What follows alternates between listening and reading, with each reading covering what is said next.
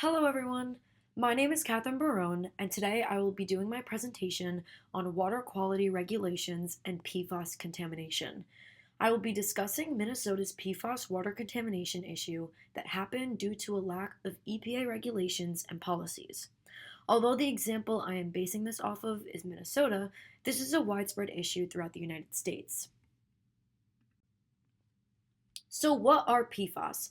PFAS, or per and polyfluoroalkyl substances, comprise of around 15,000 man made chemicals. PFAS can be found in thousands of cleaning products, water resistant materials, nonstick cookware, and more. Nicknamed the forever chemicals, PFAS has led to a large sustainability issue due to these chemicals' inability to break down in their environments. Their typical structure, which is depicted on the left side of the screen, is why these chemicals are able to evade current water treatment plants, stay in an environment for thousands of years, and end up in human blood. Their structure consists of a carbon chain all attached to multiple fluorine atoms.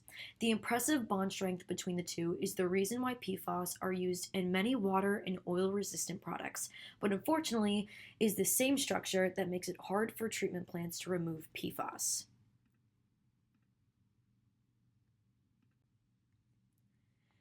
As studies have shown with 3M and Minnesota's PFAS contamination, there is a direct correlation between the industrial scale production of PFAS and the wide distribution of these chemicals throughout the water, soil, and air. This can be seen in the GIS photo on the right, with the gray indicating 3M facilities and the blue indicating high PFAS levels in drinking wells. As you can see, the areas where 3M facilities are also tend to have high levels of PFAS contamination. Although PFAS production started in 1950, it was not until 2009 that regulations regarding PFAS began to take place. This is where our water quality issue begins. Due to the regulation of PFAS being such a modern issue, current wastewater treatment plants are not advanced enough to destroy PFAS chemicals.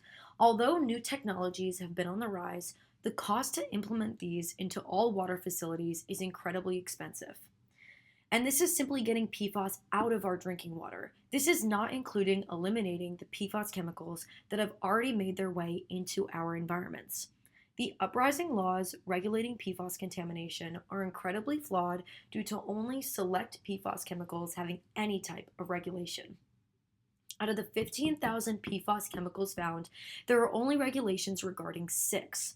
This means that current water treatment plants are only required to test for these 6 chemicals and can completely disregard the other 14,994 PFAS chemicals that can be in our water.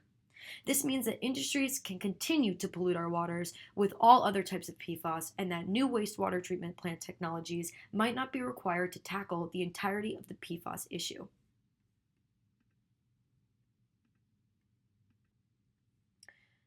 Overall, the lack of advanced technology and regulations regarding PFAS contamination in drinking water is a sustainability issue that affects millions of Americans every year.